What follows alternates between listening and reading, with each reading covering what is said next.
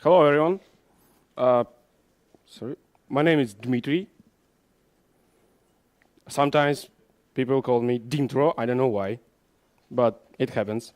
You can see my Twitter if you need, but there you will see actually nothing interesting, only GIFs and some pictures. And you can see my mail, and you can see my friend. It's my developer duck. You know, it helps me sometimes. So I'm going to talk about testing non-Rails applications with Cucumber. So where am I and why it happens? You know, our company, like other companies, had a lot of projects, clients, and one of them asked me to, not me, they trying to find someone who can code and understand how to code more than QA automation engineers. Sorry about it, automation engineers. But yeah, so that's how I started working on this project. And I was like that guy when I heard about platform. So I think it's fun because it's Microsoft, ASP.NET. So why Ruby on this environment? I don't know. Because I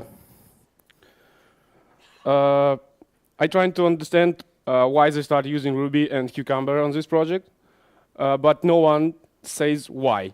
So sorry about it, I can explain it. Why I agreed to go in this way, like not writing on Rails or something like that, because there is no Rails, there is no UI, and there is no JavaScript. Sorry. Why sorry? Because I little bit hate JavaScript. So next, what I see the repository with legacy code, where was Cucumber, and the main architect in our project asked me, "Can you refactor it or improve it?" And sorry.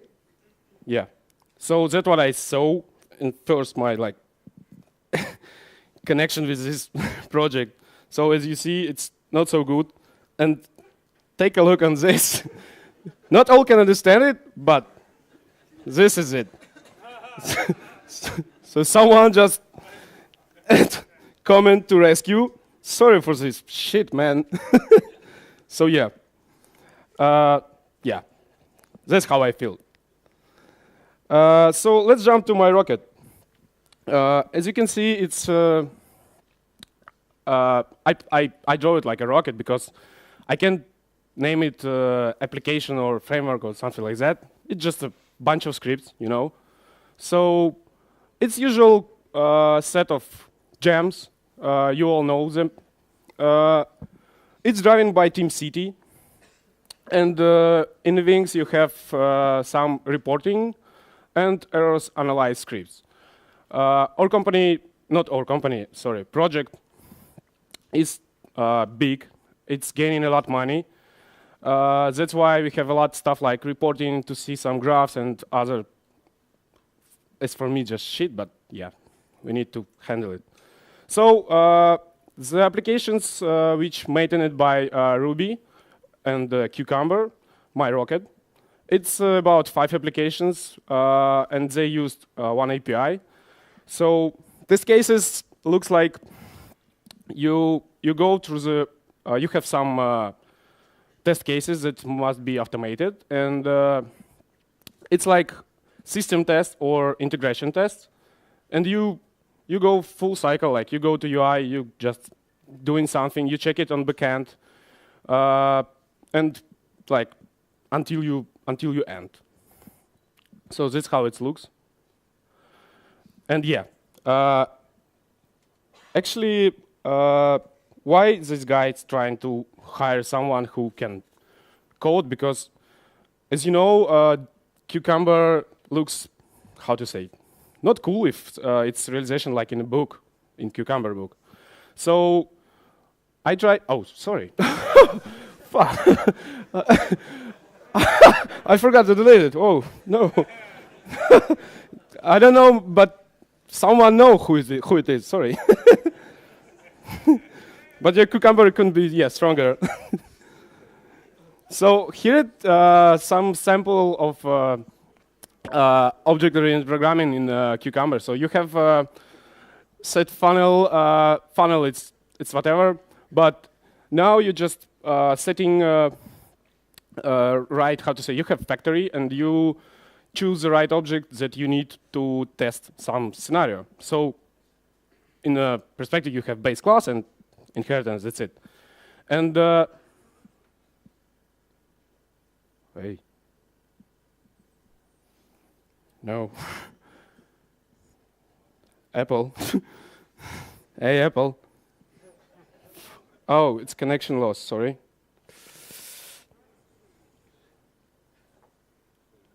Oh, yeah, next. So here you have funnel, and you just choose the right object, right class, and you initiate the right object for your scenario. And next, your steps will looks like that, one row. So that's how it could be simply and easy to maintain. But pros and cons of OOP in Cucumber. It keeps you dry, not wet, you know. But it's hard to find automation engineers who can code, who can understand difference between module and class and extend and include. You know, I don't know, maybe you have better experience with automation engineers, but I'm not. We pay a lot.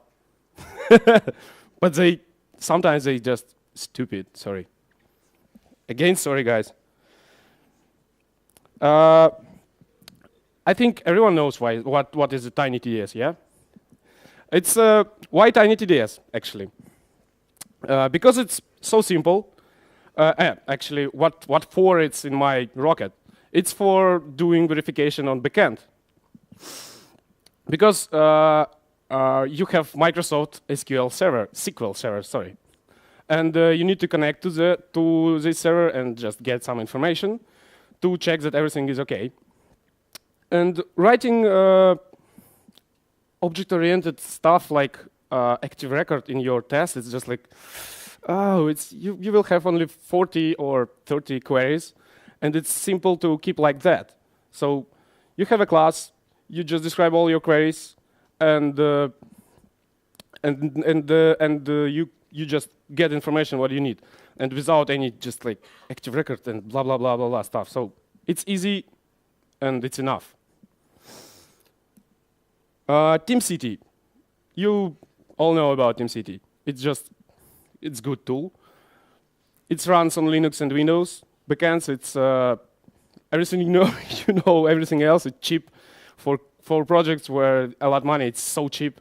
They're just like, oh, it's $200 for agent. Okay. So yeah. Sometimes when your numbers of tests growing, you understand that time of execution will be expanded. So you need to use something to parallel. You can use this GAM. I think you all know about them.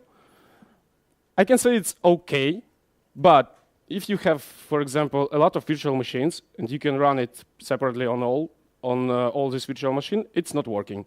You need to write your own solution, and it's okay. So I'm so fast. Sorry. Next, what you have in an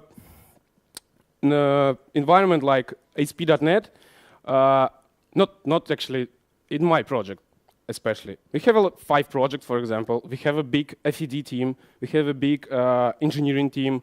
They all do stuff every day, and the code is changing, HTML is changing. So you need to build some conventions, and it's simple. You can have convention with FED team, like if you have some form or some buttons and other stuff, you can add just this thing, which will be not changed. It will be only for automation. It will be only for you, and you not choose IDs or CSS. You just use these attributes, and it helps. Also, you can build convention if some information just dynamic. Because we have, for example, products on page, and the name of products, prices, they changing. But the main things on these products not changing, like characteristic of this project. Sub, for example, is subscription. Months, for example, it's a type of year or it's months. And one is just time of this subscription, like 1 or 3 or 6 or 12.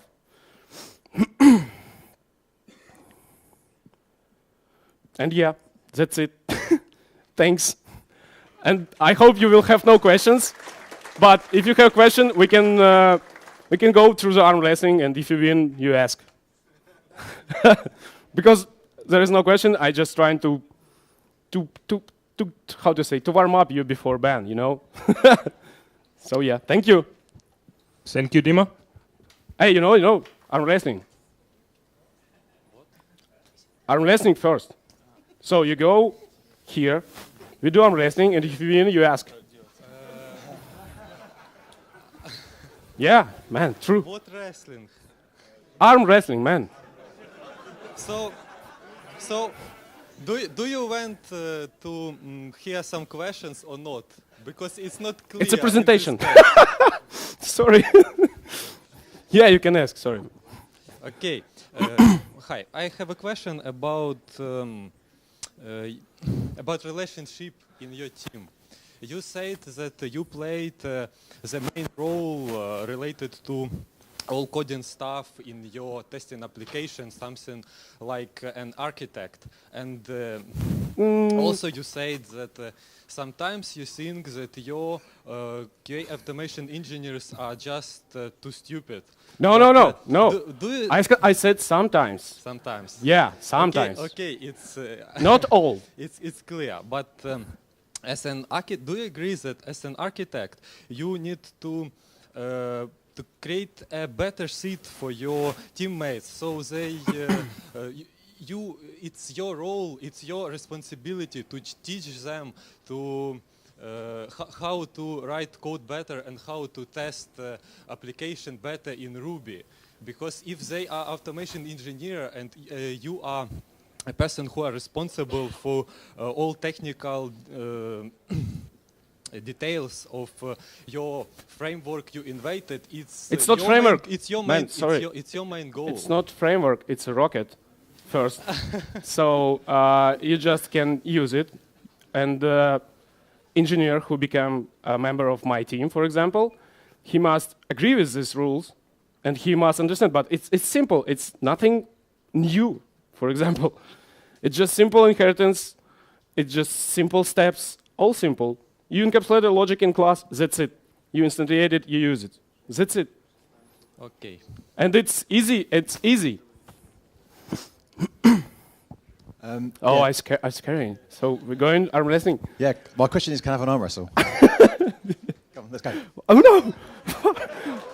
Oh yeah!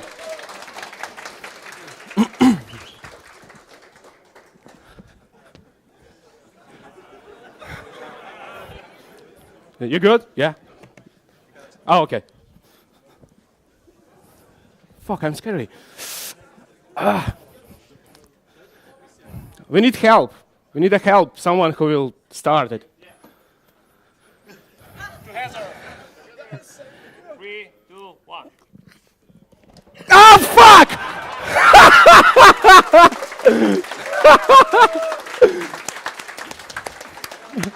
You're good. You're good.